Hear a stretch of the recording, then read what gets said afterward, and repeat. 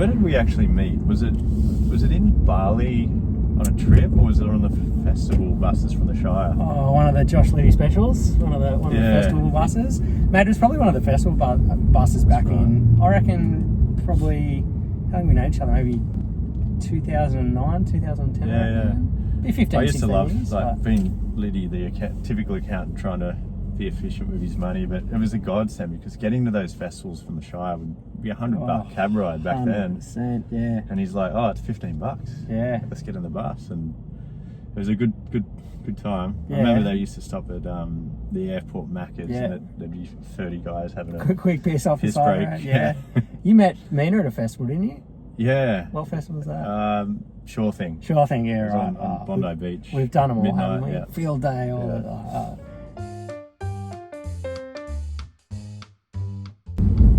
Okay, we grew up in the Shire. We love the Shire. Shire residents rarely leave the Shire. Would you come back? No. Could you come back to the Shire? I love the Shire. Like, probably one of the best spots to grow up. But I don't know. There's something about like how everyone sends their kids to the same school they went to. Yeah, fair cool. Yeah. It's a small place. Yeah, but it's a lovely place to live at. I mean, it's one of the best. Yeah.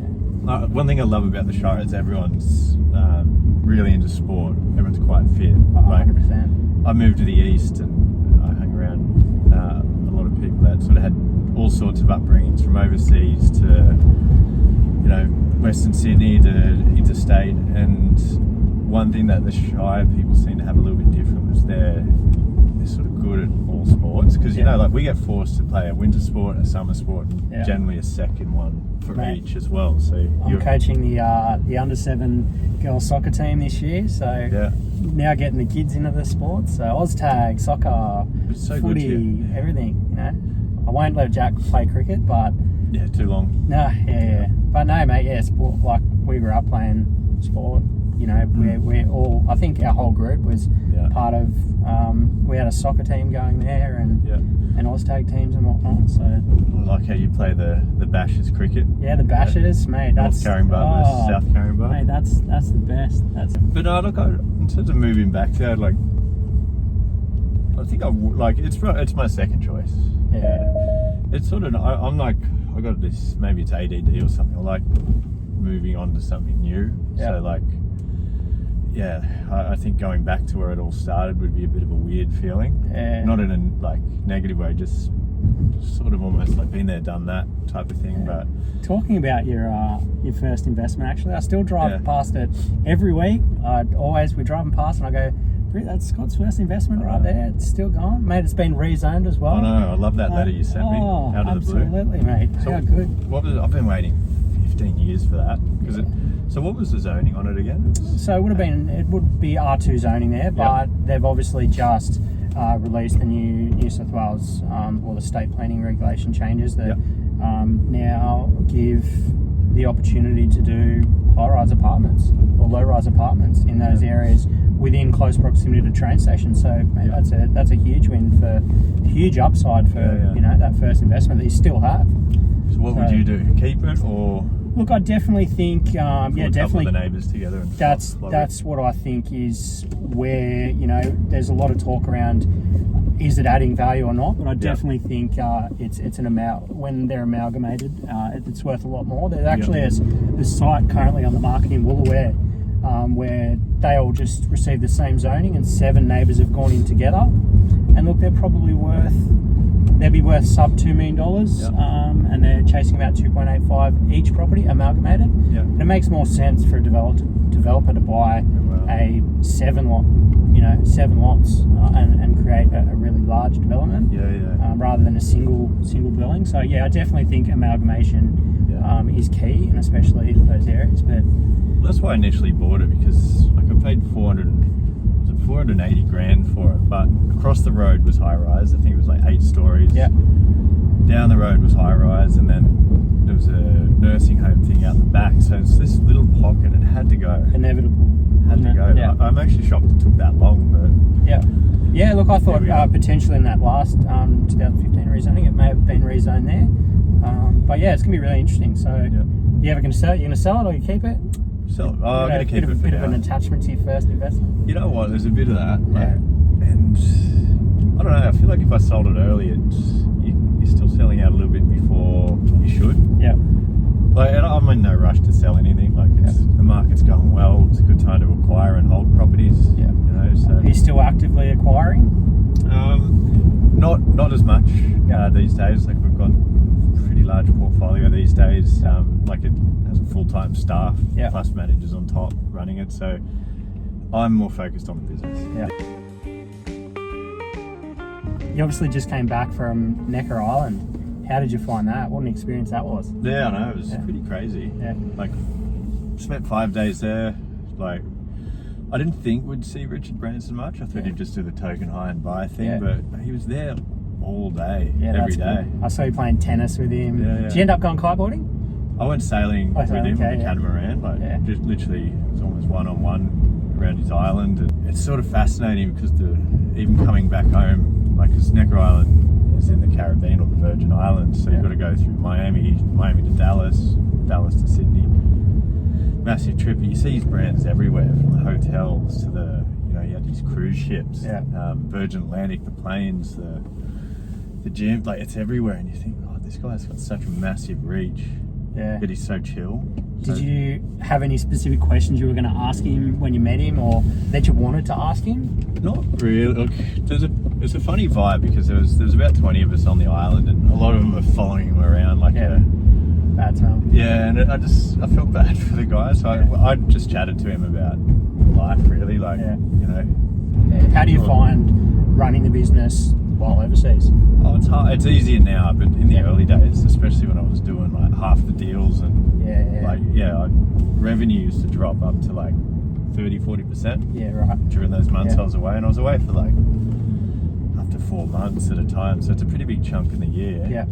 So I remember, like, you just got to be prepared to cop the loss, but you know, you got to live your life as well. It's not all about just growing and chasing money forever. And it actually made the business better for it, because like, if you give people more authority, like, you know, in your role, you basically, you know, you manage yourself and you got your own quality controls, and that's the employees are a lot more engaged as a result. If you're trying to micromanage people, then it's all over. Yeah, I guess technology's a lot better now too, so it's going to make your job a lot easier working from overseas. I know, for sure. A lot of people working out of cafes and whatnot these days, so it's a lot easier to work online and do things. But I find Greece has better internet than Sydney as well, which is shocking. Yeah, right. Interesting.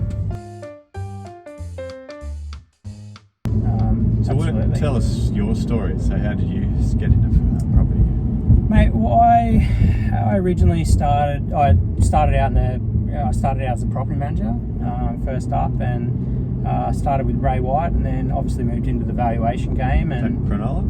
Ray White, Southern Shire, but Menai back in the day, with the guys there, and they were excellent. And, whilst I was at uni studying like a Bachelor of Business, majoring in property economics, kind of did that kind of thing, work with a builder as well, so kind of I always had a love for reno flits. So in the val industry, I could kind of see value in, you know, renovated properties and things like that. First place I ever bought was in 2013. Blue chip, 2-bedroom villa, but I could see a real difference in value from the original stock to the renovated stock. And downsizers were paying a massive premium for those at the time. So this is before the duplex boom in the Shire as well. Yeah, before the duplex boom, and downsizers, you know, were selling up and buying these renovated single level villas. So I jumped on that. Lived in a little granny flat for 10 years. Britt ended up moving into that with me as well. Had that rented out for a while and ended up doing a big reno on that and almost doubling my money on that. So that was a really good little investment, that. And did you do it yourself or contract it out? Nah, I'd like to think I'm pretty handy. So I do like to do a lot of stuff myself. We obviously just had our the 10-year conference down in the Hunter Valley, which was unreal. Mate, super exciting to kind of hear what you've got planned for the business. You know, you think it's going one place, then next second it's just what you've got planned is incredible. Yeah, so we're launching Rethink Wealth. So Rethink Wealth is a licensed financial planning division. So one thing about this industry that I don't like is there's a lot of unsolicited financial advice. 100% agree. And you're a valuer. You come from a world of having to have licenses. You've got to be accredited for the work you do. But in the buyer's agent space, there's not much of that, if anything. And there's all sorts of people out there given 10-year financial plans, and those plans are nothing more than just a sales doc saying buy a property every 2 years, and it's not based on anything other than helping the buyer's agency. So we wanted to do it properly, and we've got a guy called Patrick Casey. He's going to head up that business company, and his job is to provide unbiased financial planning advice. It looks at commercial, looks at residential, looks at shares if it makes sense. And he's not the standard financial planner that just sells you shares and insurance only, because that's what most of them do. Like I've spent years looking through different brokers, and they don't make money outside of like recommended properties. So financial planners don't want to recommend you properties, even though that's one of the best ways to build wealth in Australia. Or they do off the plan stuff that they're getting Even kickbacks worse, from. You know? Yeah, exactly right. So there's a lot of kind of poor advice, and it's been cleaned up obviously when the Royal Commission happened, but still there's just a failing, I think, if they're not considering one of the major asset classes in Australia, and that's where Pat's good. So he does financial plans, and it's everyone's different. Absolutely, mate. Pat's a great guy. I'd obviously met him a couple of times prior, and he's a Shire boy as well. And mate, I think for our clients, that is a massive advantage. I think having an actual plan in place. Mate, what you've created, this ecosystem that you've created, starting, if you like, imagine if you're 18, 20 years old, first time investor, coming into investing, sitting down with him, having a structured plan in place to create wealth to retire, right? You can then, we've got brokers. You can speak to Rethink Finance. The guys are unreal. I've spoken to a lot of, obviously been in the valuation game, spoken to a lot of investment brokers and whatnot. They're second to none. They really know their stuff. And obviously working in Rethink Residential, we work with them day in, day out, and they are unreal. So you've got a young 20-year-old thinking about investing, get a tailored financial structured plan by a financial advisor. Come in and see us at Rethink Residential to start out your investing journey. You can have clients working from 20 years old to retirement. Mate, I was going to make a suggestion of the next business, which could be like Rethink Retirement Living, or something along those lines, because it's literally having these clients through from start to finish, ready for retirement. They've gone through Rethink Residential, gone through Rethink Insurance, Rethink Legal, Rethink Commercial, once they go to that cash flow side of things, and what's left, mate? They're retirement living, I'm telling you.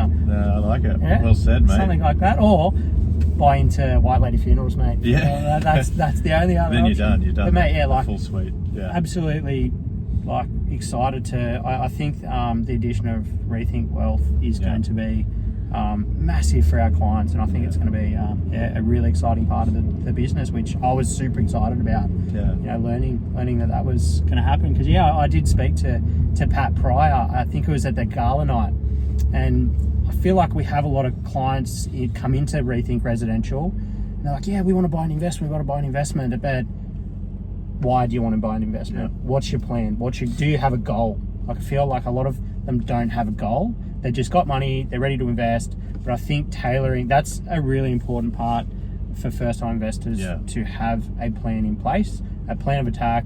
It's fine to just buy a residential investment or whatnot, but to have a structured plan in place that they can follow and stick to, 100%. It's a great idea.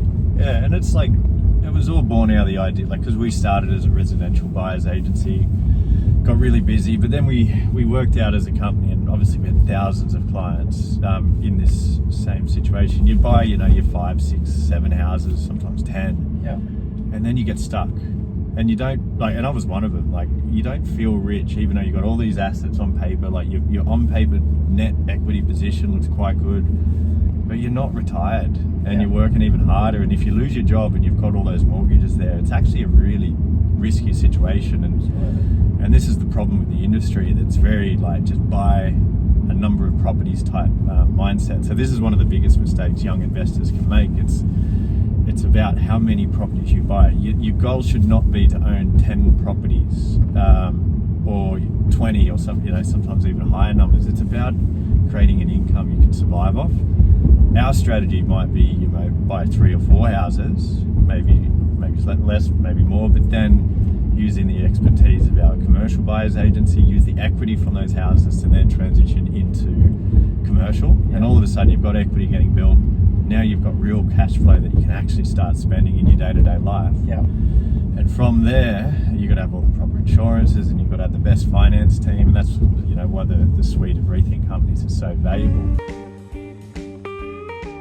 You know what really excites me too? When we get to settlement, and we've got a great. I already know it's a great purchase, and it excites me. But then there's a sale in the street, 50 grand higher, or it's exactly the same.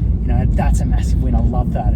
That's exciting. Just emphasises we know what we're doing. We know where we're purchasing. We know we're purchasing well. I've had so many of those over the years, and I love saying to a client, I bet that's the easiest 50k you've ever made. And that's only just a few months after purchase. Absolutely. And I remember an Ipswich purchase we made last year, and he was umming and ahhing and I said, mate, we spoke to him about it. I said, I'm telling you, this is going to be a cracking deal. Yeah. It's under market, and it just he trusted us. I think we paid $640 for a 422. Yeah. There's sales on the street there now, almost pushing 800 grand. Kidding. Now he bought that in October last year. I remember we were buying those for $250 back in the day. It's crazy. So and he actually sent us a property that was in the street. I'm like, mate, you ready to go again? Yeah. And he's keen. I think a couple of those really good purchases. They're referring a lot of clients. Can you get? This is unreal. Can you get my sister one as well? Absolutely. So we're getting a lot of repeat business coming back, especially from last year, that have done really well, and they're coming back for number 2 or number 3.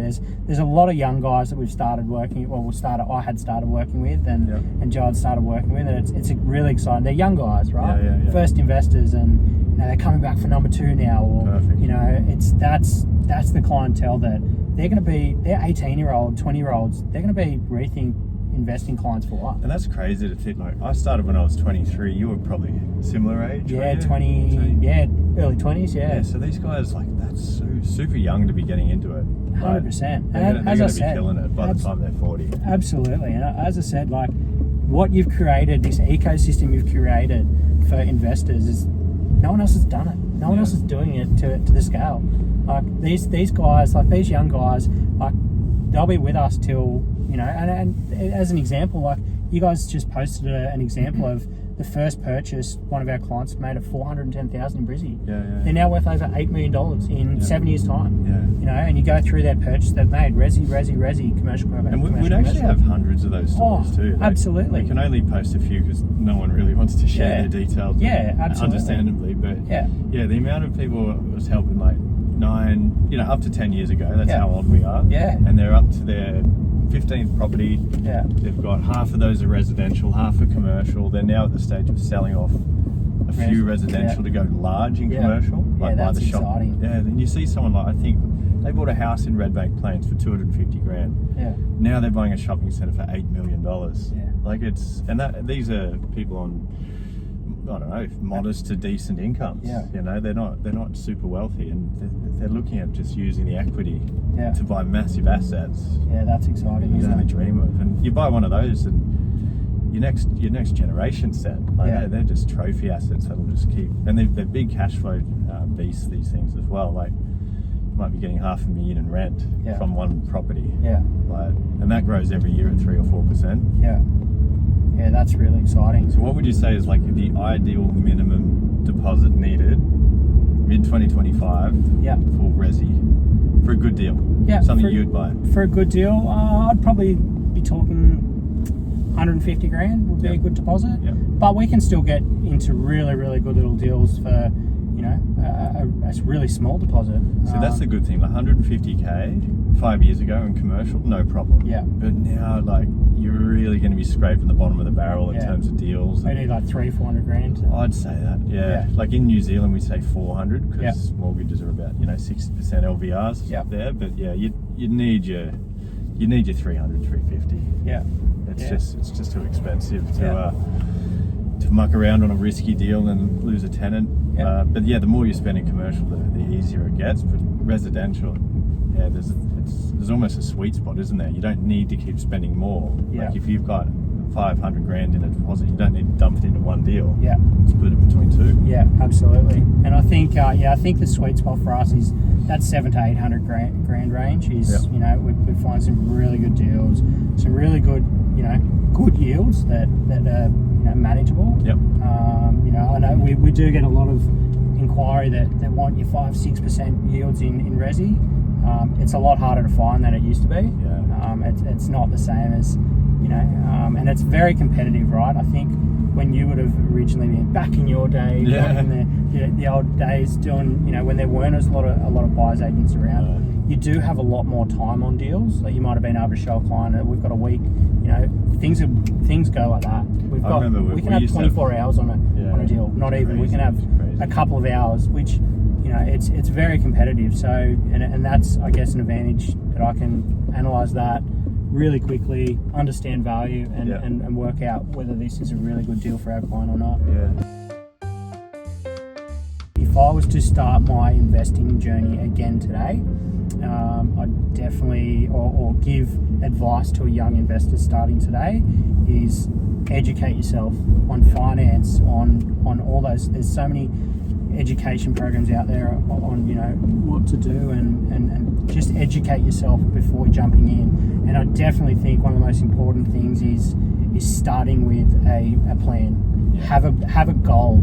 Do you want, is it 150 net passive income in 10 years time, 250k? Do you have a plan in place? I think that from a young investor's perspective, if you can have a plan in place, a goal, and that goal may change, but have a plan in place. I think that's extremely important for a young investor starting out. Yeah, for sure. So value that. Did you? Yeah. I do this all the time to Brad. Yeah. Value that. She must be fascinated. Loves it. Yeah, loves it.